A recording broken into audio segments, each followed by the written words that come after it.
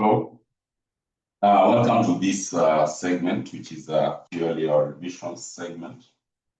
Looking at public finance and taxation, looking at public finance, looking at public finance and taxation. You realize that these are one interesting paper, and most importantly, it is also very practical paper. Why is Mwalimu saying that these are practical paper? These are practical paper because you realize that when dealing with this concept is what normally tends to happen, of course, in practice. So it would be ideal that for this purpose, ideally, revision ideally is purely to help us, of course, ace this paper in one attempt during this April exams. That is a whole idea behind our revisions, helping us to ace this paper one term in these April exams. So what will you be expected to handle in public finance and taxation? You realize that we have two segments. That is, of course, the segment of public finance, and you're having the segment of taxation. So looking at these two segments, in this case, you'll find that it would be important for us to look at the strategy that we should be able to adopt when handling these two. When handling these two components. So our idea or our target here would be, number one, looking at the strategy. Number two, looking at key element to do with the most updated rates that we should adopt, and also looking at the best and easy way that will help us to save time as we'll be doing this paper, because always the enemy will always be what? Time. The enemy in exam will always be time. So we have two segments in our public finance and taxation. The first segment is public finance. These are 100% theoretical, and we are having an area to do the taxation, now aspects of computation. So we'll be doing it in segments here. We'll be handling the public finance part, which is purely theoretical, and also we'll be looking at our taxation part, which is more of computation. So our focus, we are going to start with the area of taxation, which is a computation. And I can tell you for sure, on these revisions, you'll find that tax is not something so complicated. A very easy concept, if at all, we have the right strategy. So what will you be expected to cover? In taxation, start with, you find that we have these main elements, which will include, number one, talk about employment income, computation areas majorly. Number two, we'll be talking about, of course, key area to do with is the taxation of our business income, taxation of our business income, which the business incomes here will be having, because all of these, they fall under taxation of persons. See, all of these, they fall under taxation of persons. So under taxation of business income, we need to understand how to go about taxation of our partnership. Number two, how to go about taxation of our sole proprietorship. Number three, how to go about taxation of our limited companies. See, we'll also be able to understand, or we should also be able to understand the aspect to do with rental income. Important element to get. We should also be able to understand, of course, now aspects to do with these are other areas like understanding the capital gain tax. Okay, so these are just but the part of business incomes. In addition to that, we should also now jump into another key area, which is capital allowance. Okay. Capital allowance, this is simply a topic on its own. Capital allowance is simply a topic on its own. Talk about number two, we should also be able to understand how to go about VAT, that is taxation or tax, administration of value-added tax, administration of value-added tax. So not very common. Mostly it is always tested in a theory part, but remember there's also a computation for that, custom and excise duty. See, custom and excise duty. Not common in computation, but we cannot rule it out.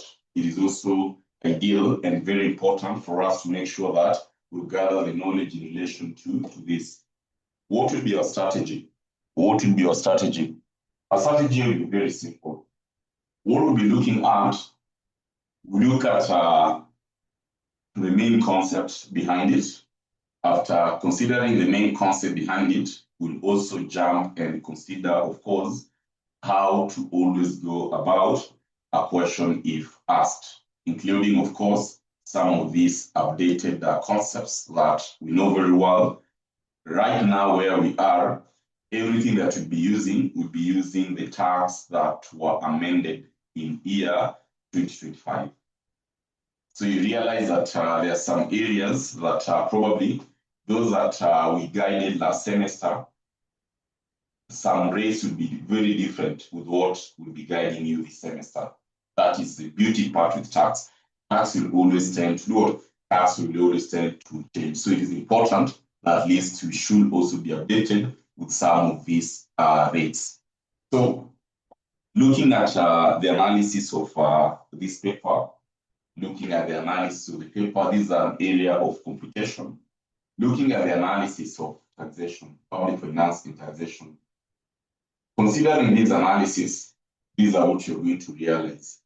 But the theory part will always contain almost up to 40%. That leaves us with the aspect of the computation part, giving us, of course, up to 60%. What will this tell us? This will tell us, my good students, that at all times, then we must be able to balance the theory and the computation part. We must be able to balance the theory and the computation part. And in this case, what Mwalimu normally tends to do, for theory, if at all I've not shared, I'm going to share the theory Q&A.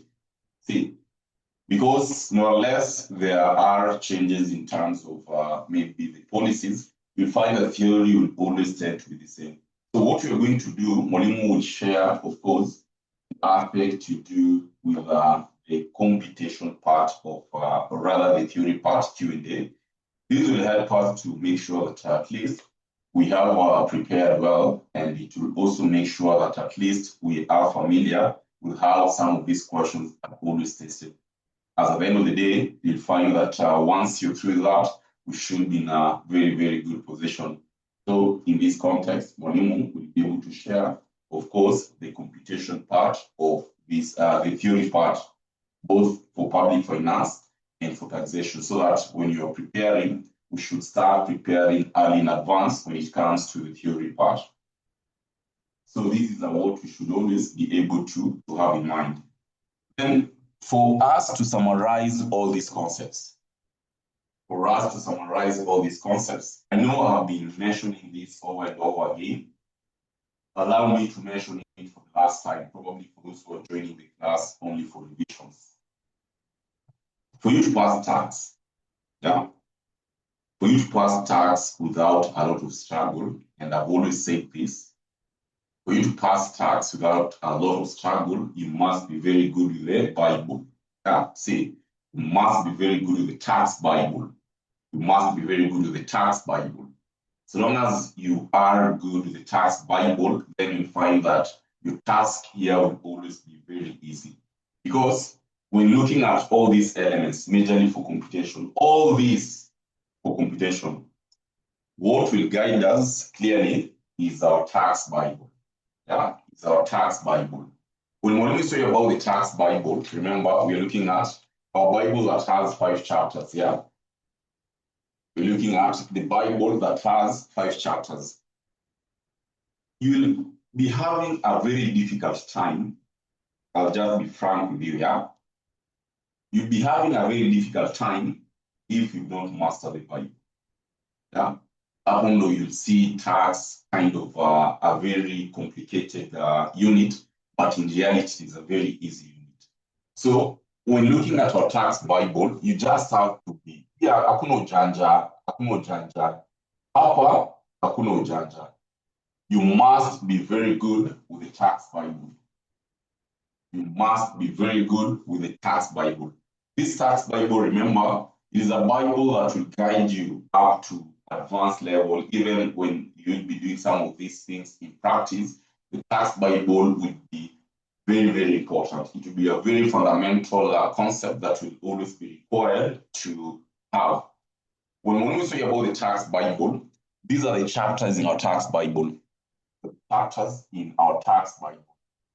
Number one chapter, or chapter number one, you must always be very good when it comes to, of course, taxable and untaxable incomes. Taxable and untaxable incomes. Chapter 1, verse 1. Chapter 1, verse 2, you must be very good when it comes to matters to do the allowable and non-allowable expenses. Very important. Number 2, you must be very good looking at chapter number 2, taxation of investment incomes. Taxation of investment income here. See, taxation of investments income. This one you must also be very good at. Taxation of investment income. Looking at verse 1, we are looking at number 1, talk about dividends income. Number 2, we are talking about interest income. And this will share one common element, is for our understanding of WHT, withholding tax. See, it is for understanding in regard to withholding tax. When you are looking at withholding tax, simply, we are looking at tax at source. These are what we refer to as withholding tax, the tax that is charged at source. Number 3, in our chapter, we must be very good when it comes to approaches of determining taxable income. Approaches of determining our taxable income. We must be very good on that. Approaches of determining our taxable income. Where, in this case, when you're talking about this, we have verse 1 of our chapter. You must be able to understand how to go about gross profit approach, or simply known as direct approach. Number 2, you must be able to understand the reported profit approach, or simply known as indirect approach. See, indirect approach. See, chapter 4 of our Bible, which is also part of our chapter, you must be able to understand the whole idea of capital allowances. Chapter 5 of our Bible, understand VAT. God is promising us one thing. If you are going to master the Bible, your journey for tax and even during exams, it will be very, very easy. It will be very, very easy. Mwalimu is promising us this, and I'm telling you a lot of certainty. If you'll be able to master the tax Bible here, and recall, Mwalimu are taking us through the tax Bible in our coursework. Mwalimu are taking us through the tax Bible in our coursework. So if at all you'll be able to master this, then you are literally done with tax. Each and every element that will be handling, you'll always realize that it will take us back to our tax Bible. Like 80% of our computation, like 80% of our computation will always be evolving around the tax Bible. Will always be evolving around the tax Bible. 80% of our computation will always be evolving around the tax Bible. So this is a secret, yeah? This is a key to go to heaven. This is a key to go to heaven. This is a key to go to heaven. So looking at this summary in the analysis, I want us to start our revision officially. I know I mentioned we'll be looking at employment income, but I want us to look at something very simple here before we jump to employment income. It is a concept that is not common, yes, but it is important. Yeah, it is not common, but it is important because these are concepts that might also affect us in employment income. See? These are concepts that will also affect us probably in some of these other areas that we'll be considering. Other than the capital allowances, you'll find that this common area that I've mentioned it amongst, of course, the topics or rather key elements in computation, it will affect us as we proceed. So after we have the summary of tax Bible, I want us to jump to this concept, the first area in our revisions. I'm not sure if at all you've done it by your Mwalimu, but if at all you've not handled it, I'm going to start literally on the main concept because it is an easy concept that you can be able to grasp even if at all you haven't handled it in class. Yeah. So in this case, I want us to jump to this unique area in our paper, unique area in our syllabus. And we are referring to this as a capital gain. I know when you peruse through your questions, or rather your question paper, you realize that you'll always be having an element of asset disposal. Disposal of an asset or a gain on sale of an asset, you'll always be having this element many times. So I want us to dissect capital gain tax. See, capital gain commonly referred to as CGT. Assuming that you've not handled this in class, this is where Mwalimu is going to start from. Mwalimu is going to start from scratch, yeah, from the concept itself, because the concept itself is what will guide us to our computation. These are what I want us to understand. That when you are looking at a CGT, yeah, simply we are looking at gain on transfer of property in a very simple term, without having a lot of statements or maybe a lot of explanations in that. The simplest way that you can understand capital gain tax, we are simply looking at gain on transfer of property, as simple as that. Capital gain. See, what is it about what a capital gain is? So capital gain, we're simply looking at it as what? Gain on transfer of property. Gain on transfer of property. That is what we're referring to as the capital gain. Gain on transfer of property. As simple as that. Where in our capital gain, you find that there's this element of tax. So now when you're talking about capital gain tax, say, now when we're about the capital gain tax, which we're referring to it as CGT. Which we're referring to it as CGT. So CGT in this context, we are looking at tax on the capital gain. See, we've agreed that capital gain is simply gain on the transfer of property. Now, when we're about the capital gain tax, we're simply looking at what? Tax on the capital gain. As simple as that. Tax on the capital gain. Higher. The other element to understand would be what is the rate? The rate for CGT. What is the rate for CGT? When you are considering the rate for CGT, we usually tend to talk about what? 15% final tax. 15% final tax. I know some books that probably some of you are using, it is indicating 5%. 5%, and that is what you're going to find a student using 5% in exams. Wait. Remember, 5% is what was used to be there. See, but from 2025, going forward, we're doing about 15%. What we taught last semester, we were using 2024 rates. See, what we are teaching you guys this semester throughout this year, we'll be using what? The 2025 what? Amendments.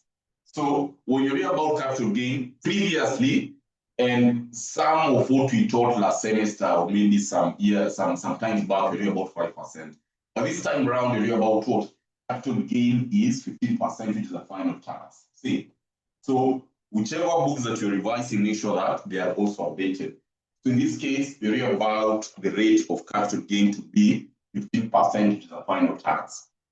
I talked about final tax some times back. Anytime you see a final tax, simply we are looking at the only component of tax. That is the only applicable tax on such an income. That is the only applicable tax on such an income. Final tax.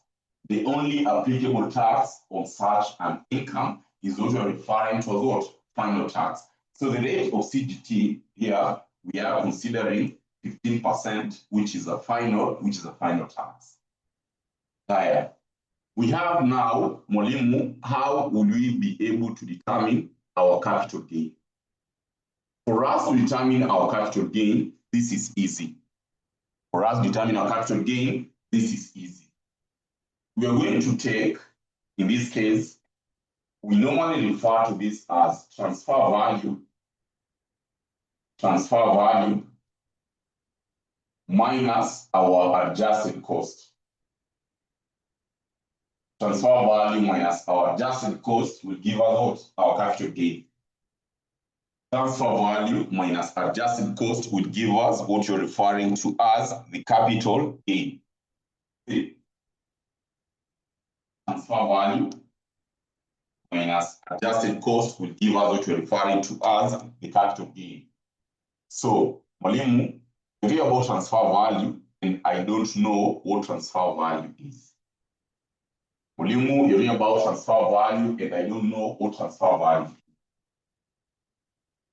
So, transfer value, this is what it will entail. We're looking at the sales proceeds.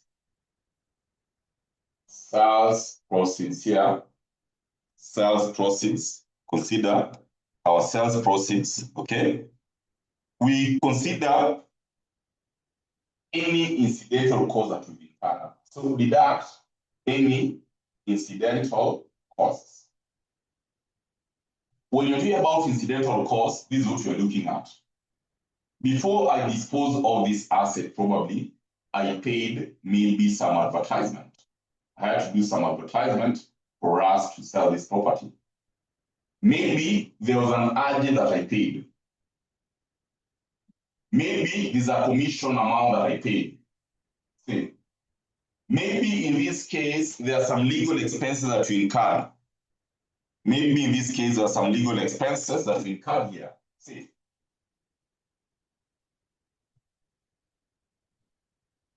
All costs that we are going to incur before we dispose of this asset, these are what we're referring to as what? Incidental costs. So, my good students, we read about transfer value, then we're looking at our sales proceeds minus incidental costs, where in this context, you're talking about incidental costs as costs, all costs that we are going to incur before we dispose of this property. Important note. What about adjusted costs? For us to determine our adjusted cost, this is what we should have in mind. But adjusted cost is simply, we might have acquired this asset through purchase directly or through construction. So adjusted cost will simply entail, number one, acquisition cost, either acquisition cost, okay, either acquisition or construction costs. It can be acquisition or construction cost. Okay? It could either be we have acquired or simply we have constructed this item. This time round, we are going to add incidental costs. Add incidental costs. You add the incidental costs. For transfer value, we less incidental costs. For adjusted cost, we are adding incidental costs. You less any capital allowance that was incurred or that was deducted here. Less any capital allowance that was deducted earlier on this property. So this is very important for us. This is very, very important for us. This is very, very important. This is very, very important for us, which we must always tend to make sure that we have it in mind. We have it in mind. So once this has been achieved, eventually now we can agree and say that at all times, if we are to determine our capital gain, we are talking about TV minus AC. TV minus AC. Transfer value minus our adjusted cost. Very important. And it is as simple as that, without any complication, without a lot of so many notes. This is as simple as that. And I want us to do this. We go to our past papers, which I believe all of us, we have our past papers, Imagine it's as simple as that. Hakuna story mingi, hakuna complication na tunaweka hapa na hapa. No. It is as simple as that. Okay. So that's why I've told you tax is just but strategy. Haya, wacha tuangalie swali hapa. I know so far there's only one question that has been tested in your papers. There's only one question that has been tested in your paper. Only one question. Only one question, but I'm going to look, I'm having like 3 more questions that I'll share with us. Once we do this, I'll share the other 2 questions. You attempt them, then you share in the group. You attempt them, then you share in the group. So I want us to check out, I believe all of us, we have our past papers. We go to April 2023. We go to April 2023. April 2023. We go to April 2023. We go to April 2023. We go to April 2023. All of us make sure that we go to April 2023. We check this question. There's only one question that has been tested, but Mwalimu is saying I'm going to share more questions. Question number 5, part B. Question number 5, part B. And if I told you understood the concept that Mwalimu has shared right now, I know this question you can do it even without the guide of Mwalimu, so long as you've been able to understand what Mwalimu has shared with us here. This part you can easily handle it. This part you can easily handle it. This part you can easily handle it. This part you can easily handle it. This part you can easily handle it. So make sure that you're all there. Those with the past papers, those who don't have the past papers, you can literally check out that question I've shared there.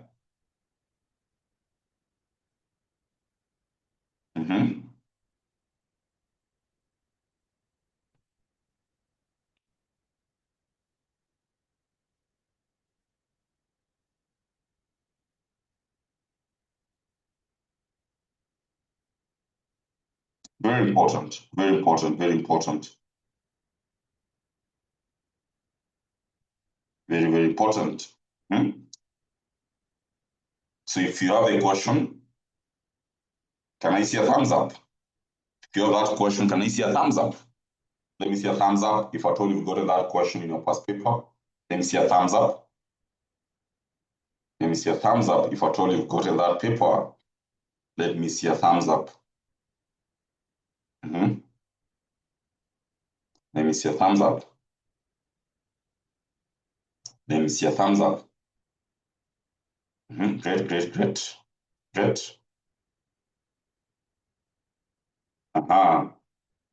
So looking at that, these are what you're told.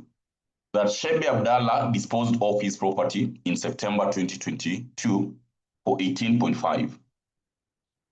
Property consisted of a piece of land he had bought in 2007 for 1.3. Okay. Shebe Abdallah disposed of his property September 2022 for 18.5. The property consisted of a piece of land he had bought in 2007 for 1.3. He had incurred legal cost of 650 on his transfer, in addition to stamp duty of 13,000. He put up a hotel building at a cost of 9.8 and was completed in 2008. A local politician laid a claim to the property in 2011. Sheba Abdallah filed a suit against her and won, having spent legal charges amounting to 3.4 on the case. The following costs were incurred to dispose of the property, where we read about valuation, advertisement, commission to buyer-seeking agents. These are costs to incurred. Additional information, we are told. During the existence of the hotel business, the buildings had been allowed investment deductions amounting to 740,000.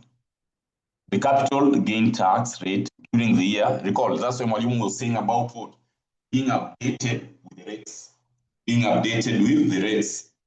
So in this context, you realize that what you are given now, we are talking about 15%. That is what we've agreed. We are talking about 15%. So we have compute the capital gain tax, CGT, if any, payable by Shebe Abdallah on the disposal of his property. Citing a reason, identify which of the following forms Shebe will use to file returns on transactions in D1 above. Should we use CGT1, CGT2P, CGT3? And we're given 6 good marks. This is a secret, my good students. This is a secret. In all papers that you'll always be handling, make sure that you learn how to seduce the examiner, or rather the marker. Learn how to seduce the marker. Because your presentation is what will matters the most. Your presentation will always be very key. So when you're asked here clearly that, you know what, we need to determine our capital gain. We need to determine our capital gain. What you need to do, first of all, is what?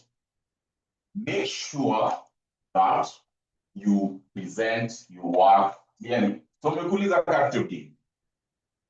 Wewe kuja and be examining that you know how to determine your capital. Let's have it as simple as that. It won't take you even time.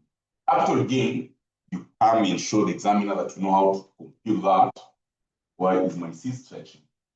So you come and show the examiner that capital gain need to have transfer value minus adjusted cost. You come and show this. You know what you're doing? You're creating an impression to this person who's in your paper that you know what you're doing. You're creating an impression to this person who's in your paper that you know what you're doing. And this is what I'm say about seducing. Seducing the marker. You're seducing this person who's in your paper.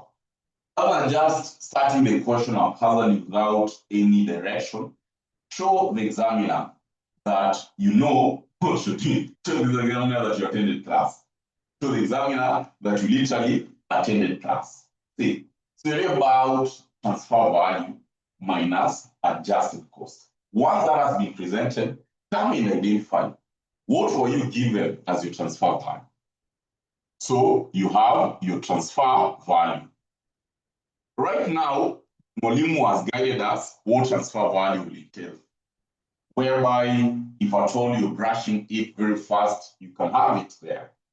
you need to have your sales proceeds. Okay? You less incidental costs. This is the impression that you're creating. Transfer value, you have your sales proceeds minus incidental costs. This is an impression that you are creating. So once you have this, you come to your question. Identify what you're given. We need to identify our sales proceeds. After that, we also be required to take or to consider our incidental costs. So, tuliuza hii mali na pesa ngapi? Tuliuza hii mali na pesa ngapi? You told here. How much? We dispose this asset at how much? 18.5. 18.5.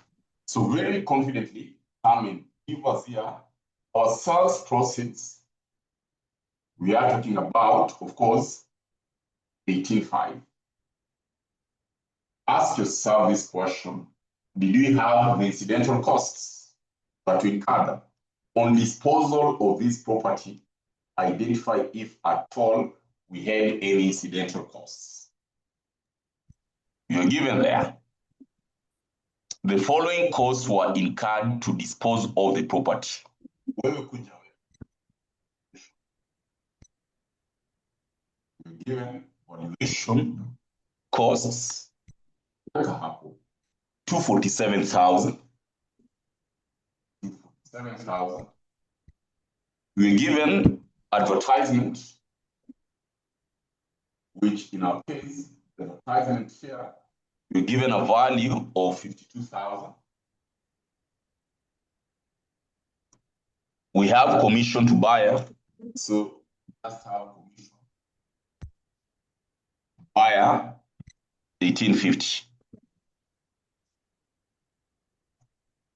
So these are the incidental costs that you're given. Tumekuja tunaweka hapa the incidental costs. Sum up all our incidental costs. Sum up all our incidental costs. 247 plus 52 plus 1850. You're getting a value of 2149. More or less, anyone is getting a different value. One is getting 2,149,000. If at all there's any value, you tell Mwalimu to correct. We have the incidental costs. Here, you've clearly shown that for you to determine the transfer value you're taking, the sales proceeds minus the incidental costs. So therefore, we agree that my TV, our TV here, our TV, we will be having 18.5 minus answer here. So that Mwalimu is getting 16,351. If you're getting a different value, let Mwalimu know we correct. Excuse Mwalimu. Yes, please.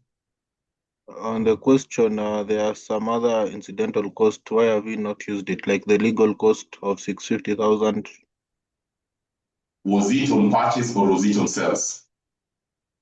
The other incidental costs. Was it on acquisition or was it on disposal? It says on transfer. Yeah. They are on disposal. Look at this case. Be very keen. You're told Shebe disposed of this property for 18.5. Full stop. The property consisted of a piece of land he had bought for 1.3. He had incurred legal cost of 650 on his transfer. Transfer of what? The land.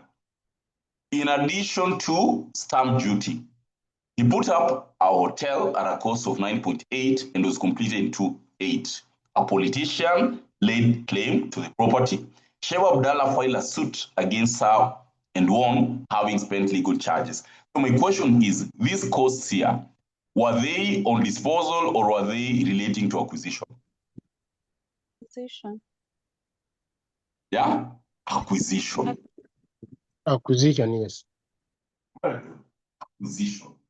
And we say that determination of our transfer value, we talk about what? Sales proceeds minus incidental costs. For adjusted cost recall, we'll also be having incidental costs. So when we talk about the adjusted cost, we're looking at the cost of construction, the cost of acquisition, we add the other incidental costs. So this incidental cost will come on acquisition and not from disposal. Is that okay? Jan, have you seen that? Yes. Yeah, so you must always be very keen. Must always be very keen with statements given. So in this case, this will be our TV, which we're referring to it as transfer value, which we're referring to it as transfer value. So one thing that's been achieved, we know very well I'll also be required to determine our adjusted cost. And adjusted cost here, we've agreed, we're going to take the acquisition cost or construction cost, we add the incidental costs here.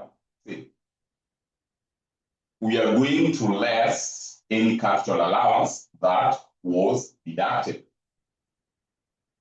So we compute our AC. What will be our AC?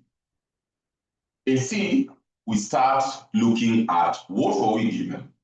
Consider acquisition cost, if at all there is, which should always be having either acquisition or construction cost.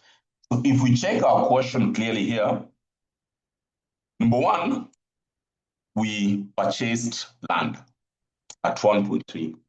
So acquisition and land at 1.3. We also had, in this case, he had incurred legal costs on transfer that is incidental. We also have construction cost of a hotel. Construction cost of a hotel, which in our case, we're given a value of what? 9.8. So we have acquisition and construction. Consider our incidental costs incurred now. Incidental costs incurred. Number one, we're having the aspect of legal fees. We have legal costs. Let's come and have it here. Legal costs on transfer. Legal cost on transfer, which were given a value of 650,000.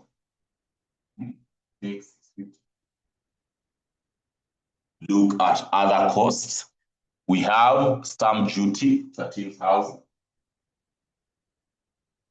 Stamp duty here, given 13K. We have the other element given, that should be a local politician claim. So in this case, you're having aspect of legal cost for defense. And in our case, the legal cost for defense, we're given a value here of 3450. That should be 3450.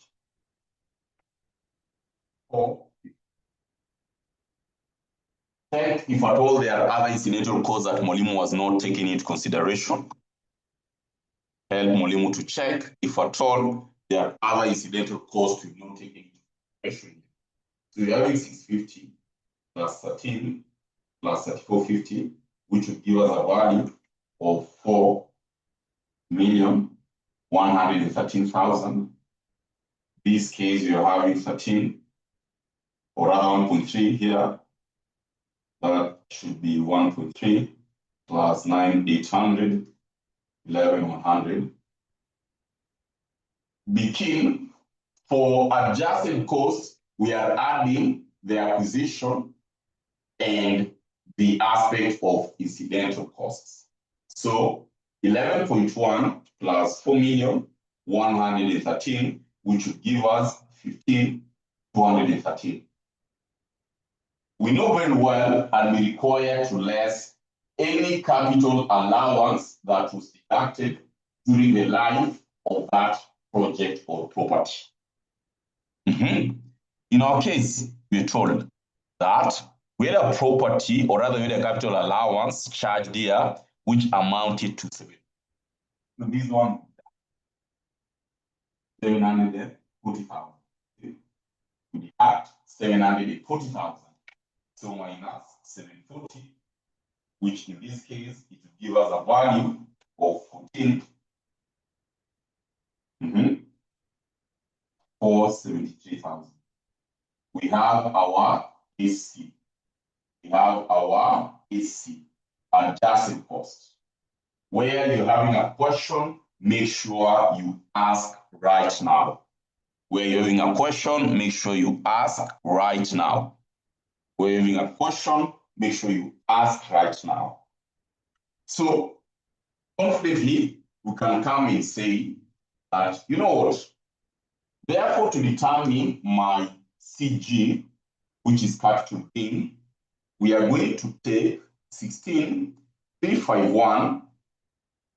We less what we are determining here as our AC, 14,473,000. So that when we are talking about our capital gain, 16,351 minus answer, we are getting 1,878,000. This is our CG. Our CGT, capital gain tax, will therefore be 1878. We are talking about the current rates, and that's why I've said the slippery part with tax is, are you familiar, are you aware of the current rates? As Mwalimu has told us that anything that we'll be doing in tax this year will be using the last financial year, which in this context, we're looking at 225 rates. So here we're about what? 15% capital gain times 15%, which will give us, of course, a value of what? 281,700 being our capital gain tax. Being our capital gain tax. Mahali kuna swali, kindly don't hesitate. Uliza swali yako sahizi. Where you feel like Mwalimu, to be honest, mimi hapa, nimeona giza totoro, I need you to ask your question right now. I need you to ask your question right now. Right now. Right now. Summarize that very fast. Summarize that very fast. That very fast. Summarize that very fast. Summarize that very fast.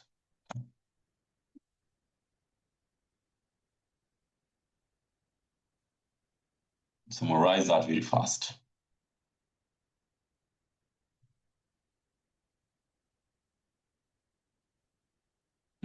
Where you're having a question, don't hesitate. We are doing this with finality. Remember, it's our revision, and once you're through with it, tunasonga tukienda mbele. Tunasonga tukienda mbele. So if at all there's a question, this is the best time to ask. If at all there's a question, this is the best time to ask here. As Mwalimu was saying, you realize that in your intermediate level, this question has only been tested, of course, once. So it is though not very common, but it is important for us to note. For when you'll be doing tax probably in advanced level, you realize that the CGT is very common. CGT is very common. So we go to the next question. What are we asked here? We're told, so we're done with part 1 of the question, and that question has helped us, of course, consider almost everything around that. Citing a reason, identify which of the following forms Shebe will use, file returns on transactions in D1 above. Citing a reason, identify which of the following forms Shebe will use to file returns on transactions in D1 above.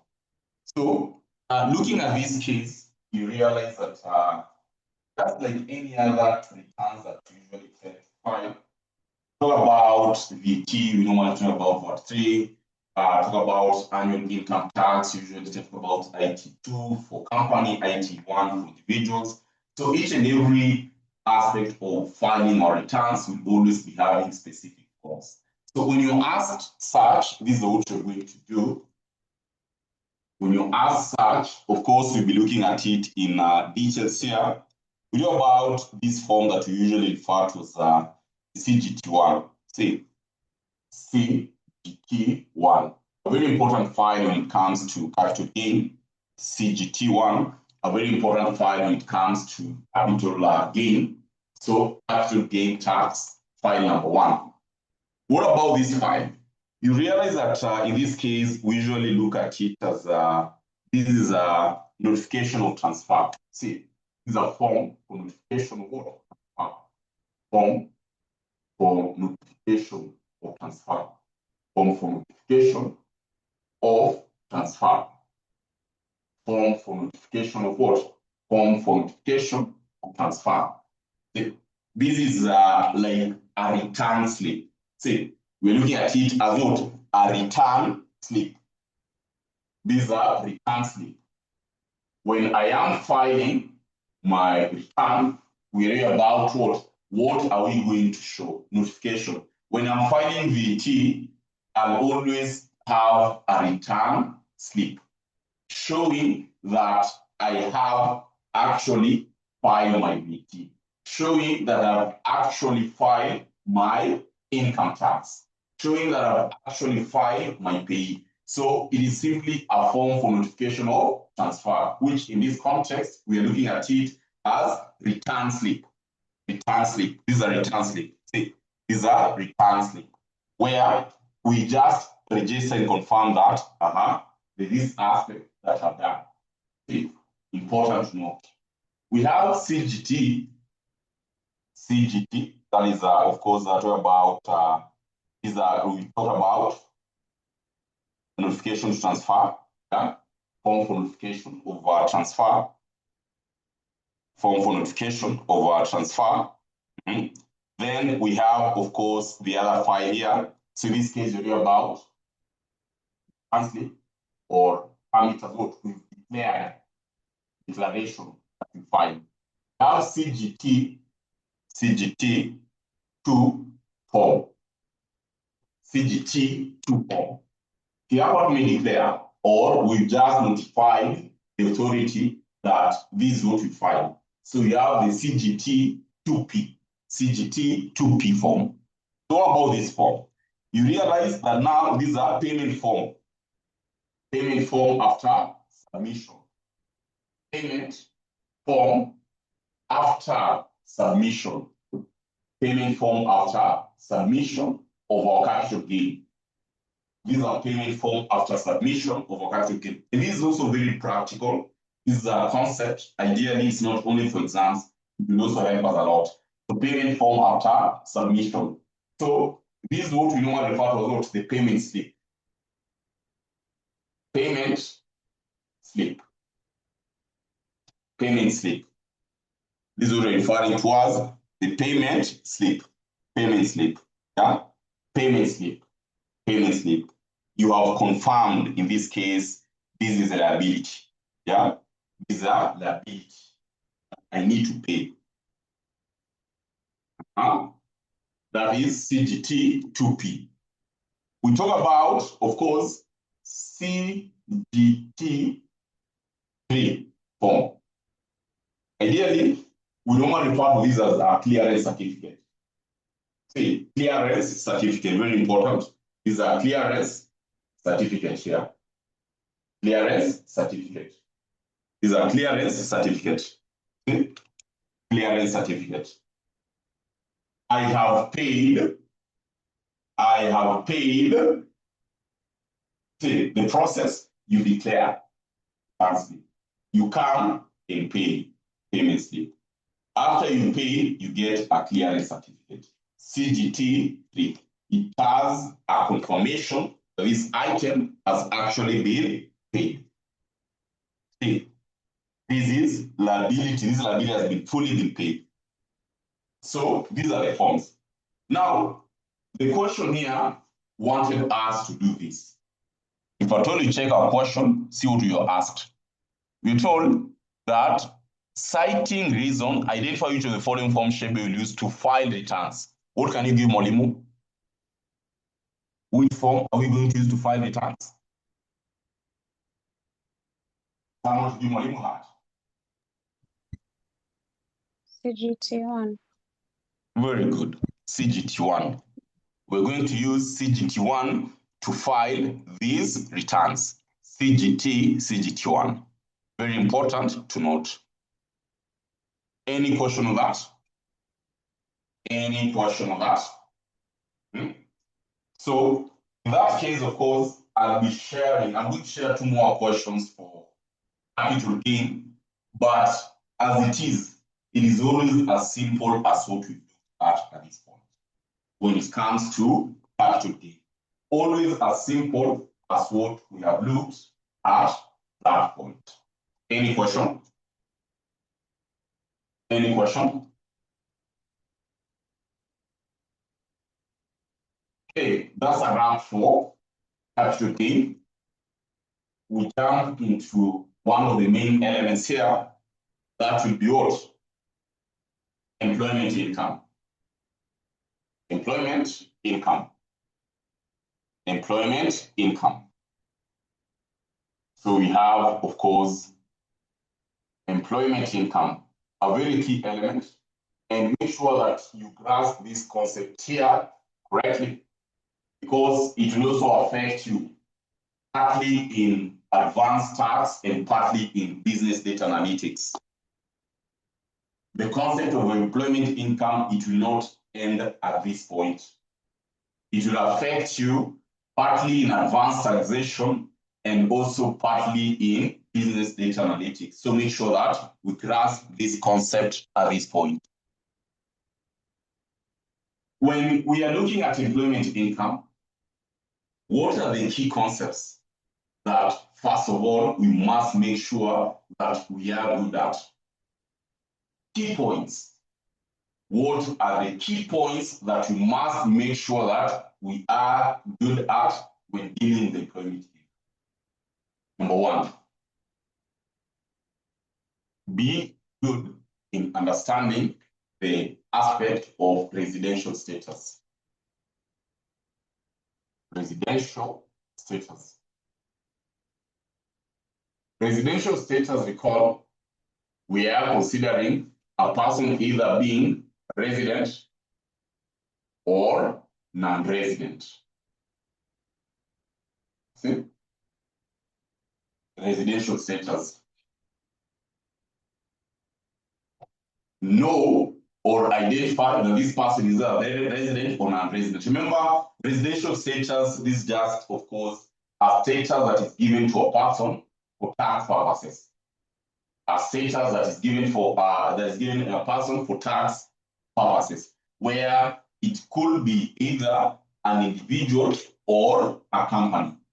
Residential status. For resident, of course, I know you know the qualification that we have to abide for you to become as a resident, which we'll be looking at it. Number 2 element, what do you need to know here when dealing with employment income? You must be able to identify the aspect of the benefits that you are getting as an employee. Where we read about, number 1, cash and non-cash benefits. Cash and non-cash benefits. See? Cash and non-cash benefits. Number 2 or 3, what do we need to understand for you to be very good in employment income? Be this student who will be able to identify, of course, non-deductible benefits, or talk about the aspect of non-taxable and non-deductible. Non-taxable, these are benefits, and non-deductible, these are what? Deductions. See, non-taxable, these are benefits. We have non-deductible, these are what? Deductions here. See? Where, in this case, these are where we normally tend to talk about probably in a medical probably benefit. What about discriminatory and discriminatory? See, all these components. Number 4, you should also be able to understand the aspects to do with the tax credits.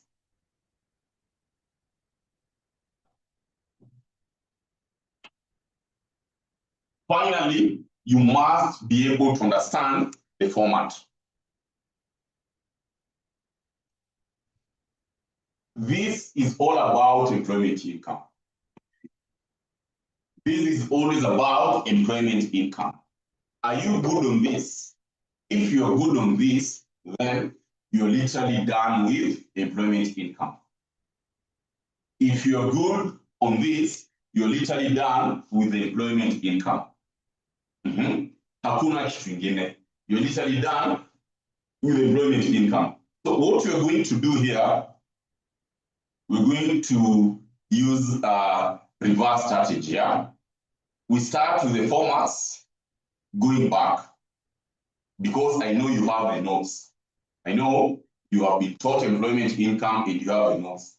Being revisions, let us now use our reverse gear, starting from the format going upwards.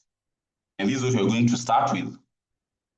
If you'd be able to get the format right, because the format, by the way, the format is just but the summary of all these theory parts that you're having here.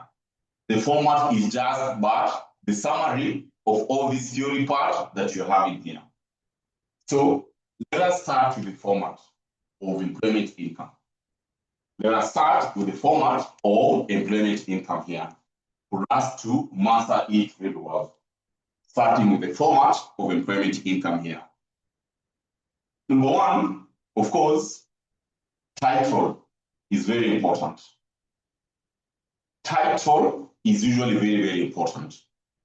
Say, for example, at this point, maybe you have it, take, say, for example, massive computation of taxable income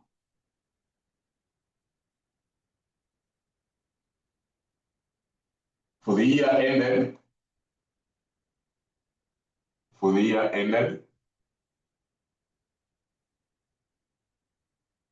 say 31st December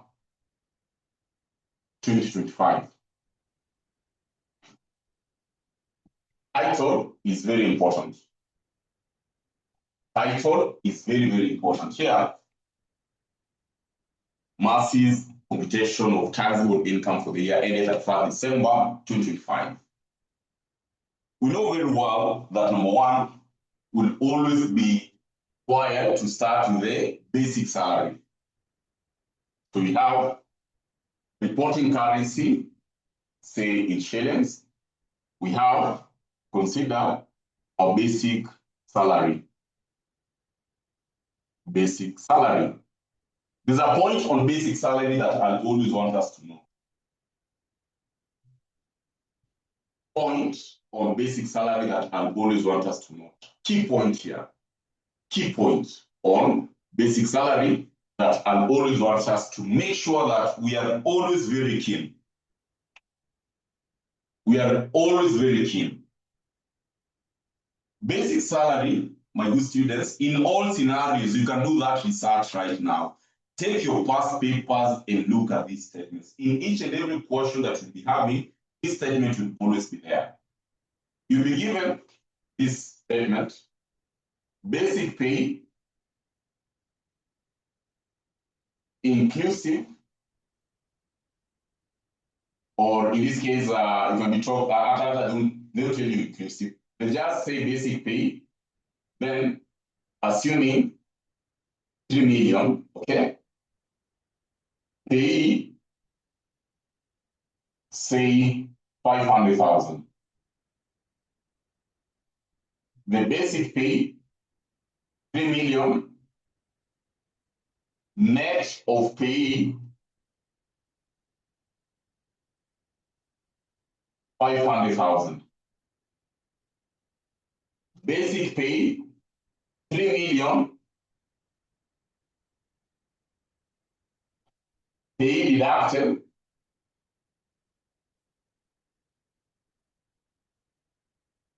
500,000. See? These are the three statements that you will always be given in any paper that you're going to get. Take a summary right now. Look at the questions that you're having. You can tell Mwalimu for sure you must get either of the three statements. Basic pay, you're given pay 500. Basic pay 3 million net of pay. Basic pay 3 million pay deducted. So for the purpose of computation of tax, what are you supposed to put here? What are you supposed to put here? Get this right. When we are talking of the first statement, it means that this pay, it is included already in 3 million. So this amount is inclusive of pay. Pay is included in that 3 million. So statement one, my value of basic salary, I'd be having 3 million here. This is just an example that Mwalimu is giving. In statement one, the basic salary that I'm supposed to report here would be what? 3 million. Because the 500 is inclusive of that 3 million.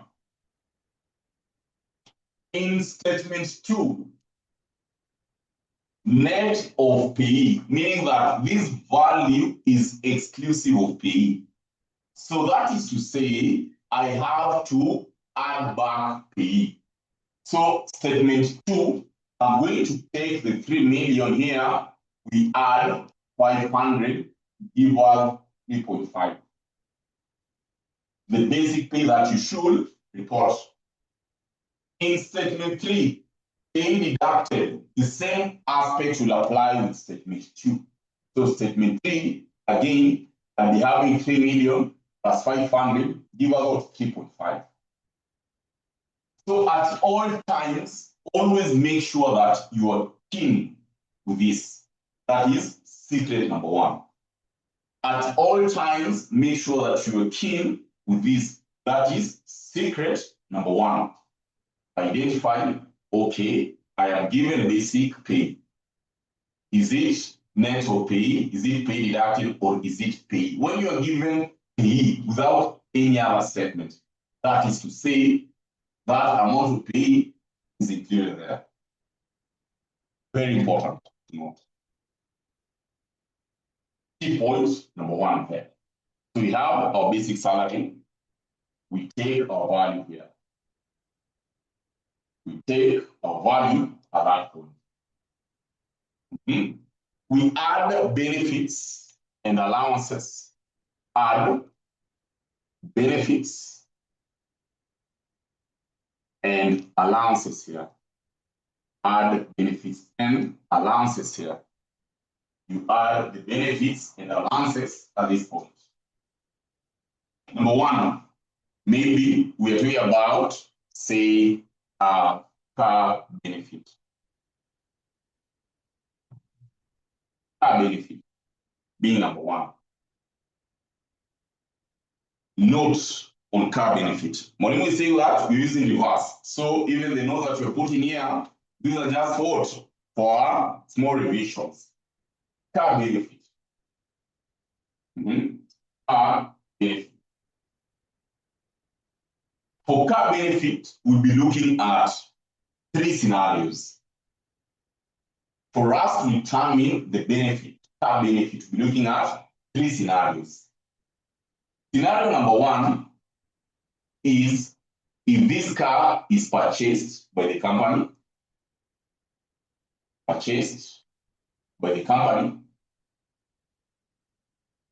Scenario number 2, we'll be looking at if this car is leased by the company.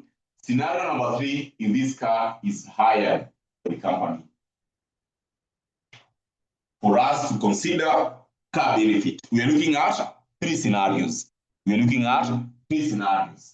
Purchased by the company, leased by the company, or hired by the company. We start with scenario number 1. What if this car is purchased by the company? Scenario number 1. What if this car is purchased by the company? What are we going to do? On purchase by the company, we are going to compare. On purchase by the company, we are going to compare the, of course, CC rating of the car, CC rating of the vehicle here, CC rating of the vehicle. We compare with 2% per month on cost of the vehicle here. See, on cost of the vehicle. 2% per month. 2% per month on the cost of the vehicle. We compare the CC rating and 2% per month on cost of the vehicle. Whichever is higher, what you're going to take. Whichever is higher is what you're going to take. Whichever is higher is what you're going to take. Say, for example, we have this car that you purchased at a value of 2 million. Say it's just a saloon car, 2 million. And we want to provide car benefit. What are we going to do? Mwalimu here is going to take us to this. You'll always be given in your exams the CC rating, and it will depend with the type of vehicle that you are looking at. It will depend with the type of vehicle that you're looking at. In all situations, in every exam that you're going to do, you'll be given this.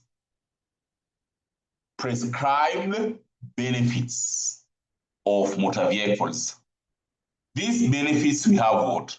We have saloon cars, hatchbacks and estates, we have pickups, and we have Land Rover cruisers, or aspect of Land Cruisers. So in this case, it will be upon you to be very keen.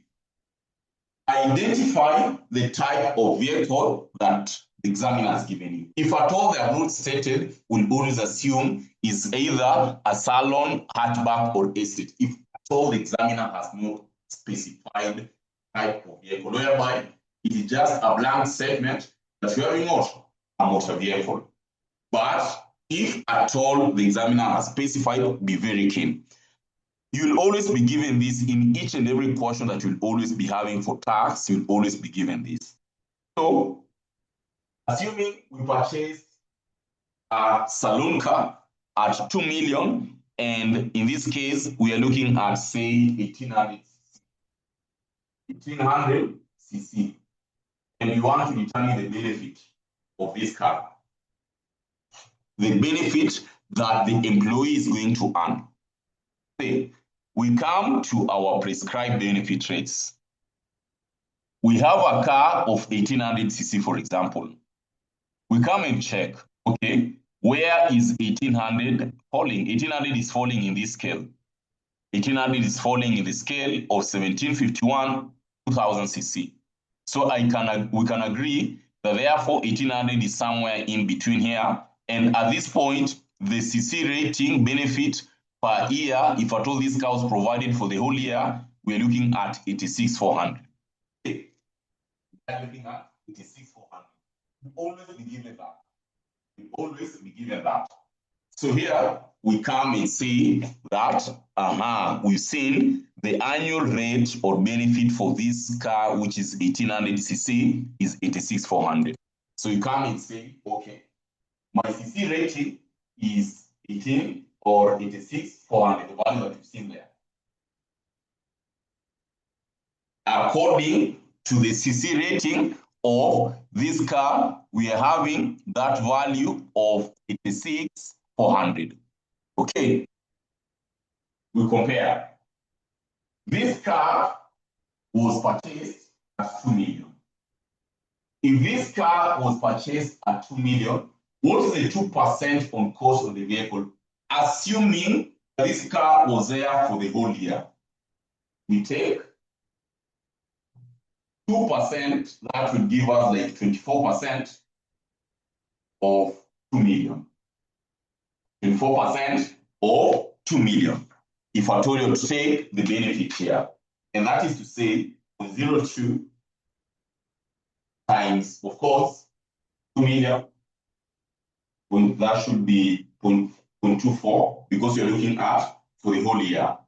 0.24 times a value here of 2 million, which in this case you'll agree will be about 480,000. See. So we look at these two values, the prescribed CC rating and the 2% per month on cost of the vehicle. Whichever is higher is what you are taking. So in such a context, you agree, we're going to take what? For 80 as our benefit. So therefore, Mwalimu is saying a benefit to compare one case CC rating of the vehicle. We compare here with 2% per month on cost of the vehicle. We have these two values. Whichever is higher is what we are going to take as our benefit. We are looking at car benefit, CC rating, 2% per month on cost. Whichever is higher is what we are taking as our car benefit. Scenario number one. If there is a question, make sure you do what you ask. I'm trying to be as slow as I can so that you get this concept right. Scenario number two. What if this car is not purchased, but it is leased? What if this car is not purchased, but it is leased? This car has been leased. Leasing of this vehicle. The benefit that you're going to take here in the event that there's a leasing of the car. Leasing of the car. We're going to take the lease rentals that are being paid. So here we take lease rentals that are being paid. We don't compare. You don't compare the CC rating. No. You don't compare the CC rating. No, you don't compare. You take the lease rentals that are being paid. You take the lease rentals that are being paid. So in this case, you're saying you don't compare. Important note. When the car is hired, what about when the car is hired? When the car is hired, in this case, we take the amount that is being paid. You don't compare. You don't compare. You take, of course, the hired or the car hire cost. The higher cost. You don't compare. That is very, very important. The higher cost. You don't compare. The higher cost is what you are taking a value as our benefit. You don't compare with the CC rating. So at what point will you compare the CC rating when you're talking about motor vehicle benefit? Only at the point of purchase. Only at the point of purchase. That is the point that you're going to do, that you're going to compare the CC rating. We talk about furniture benefit here. Furniture. When you are looking at furniture again, it is very easy. What are we going to take as a benefit that this employee is going to earn? The benefit here, we are considering 1% per month on cost of the furniture. 1% per month on cost of furniture. For furniture benefit, we are taking 1% per month on cost of the furniture. So, this is what we are going to do. At this point, I can see time is really going to be having another class at around 11:30, so we take a break. We are going to pick it up from this point. Remember what you're doing? We've said we're using the reverse here from the format going backwards, meaning that these are the notes that you've already written. So we want to go back to the notes. Whichever notes that Maureen is giving us on the side, this is explaining the benefits here. So that once you are through with this, we do questions for employment, we close that chapter. We close that chapter. So in our next class, we're going to start with all from here. We look at all the other benefits and all the key elements that you need to grasp on employment income. Then you do what? We do a question. So that point, is there any question, guys? Is there any question? Yes. Any questions? Yes, please. I have a question. Yes, please. In what scenarios are car benefits deducted, or who are these people who get car benefits? Is it the government employees when they are given either commuter allowance and such? So the car benefit, if I told you to look at an exam situation, you'll be told like maybe you are employed, probably in the company. In this case, the company has provided you a car. This car, you're not only using it for maybe the aspect of business activities, but you're also using it for your own benefit. See, so when it comes to the employment income record, we want to determine what amount are you going to be taxed. What amount are you going to be taxed? So we take whatever that you're earning as your basic salary, we add all the benefits. So that is to say, it can be on both private companies, employees, and also the government. So long as you have been provided with a car, which you are also using it for your own purposes. And you talked about commuter allowances. These are also other elements that you'll also be looking at as part of our benefits. When you're having commuter allowance, that is not a car that you've been provided. It is a benefit, but it is not a car benefit. It's just like any other allowance. Okay, so yes, it can apply for both employees. So for the purpose of exams, you'll find that they'll always be very keen. Also, some scenarios which you'll also be looking at, you are told maybe this person has been given a car, but probably is using 60% for office. What is this person enjoying? The person will only enjoy 40% for the day. See, so all these scenarios, we're going to look at them. Is that okay? Yes.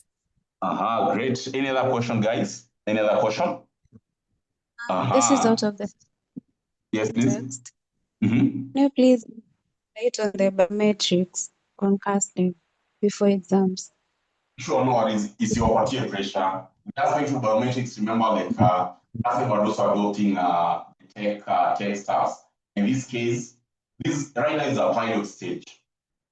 So it is not like when you have not registered, you're not going to. So this is just a pilot stage. And currently they have started within Nairobi and these environs. If at all you had a chance to register with the provider, I think last week, ended yesterday, come on, a chance, don't worry. If you can get time, you can always visit, of course, KASNEB offices and they can do registration for you there.